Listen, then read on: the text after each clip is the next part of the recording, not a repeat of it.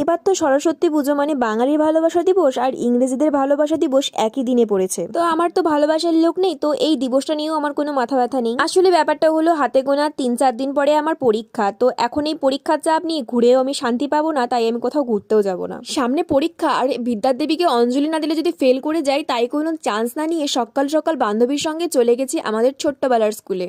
সত্যি কথা বলছি, আগেরবার অঞ্জলি দেইনি, তাই একটু কিন্তু নাম্বারও অনেক কম পেয়েছিলাম আমি। ছোটবেলার স্কুল বলে কথা, আর খিচুড়ি খাবো না, আর এই খিচুড়ি খাওয়ার জন্য কিন্তু অনেক লোকজন আসে। আগেরবার কম নাম্বার পেয়েছি, কিন্তু এবার আর চান্স নেওয়া যাবে না, তাই তো অনিচ্ছা সত্ত্বেও সকাল সকাল ঘুম থেকে উঠেছিলাম। সত্যি বলছি, সকালবেলা ঘুম থেকে উঠে ভেবেছিলাম যে শুয়ে পড়ি, অঞ্জলিটা দিব না, কারণ সকাল 6:30 মানে আমার কাছে তো ভোর। তো তারপরে মনে পড়লো সামনে আমার এক্সাম। বান্ধবীরা বেরোনোর জন্য অনেক জোরাজুরি করছিল, কিন্তু বাড়ি আসার পরে আমি দেখছি আমার একটা গাল ব্যথা করছে আর ফুলে যাচ্ছে। গালটা আগেই ফোলা ছিল, আজকে কেন যেন বেশি ফুলে গেছে, তাই এখানে বেরোনোর চান্স একদমই নেই। তো চলো টাটা, দেখা হচ্ছে নেক্সট ভিডিওতে।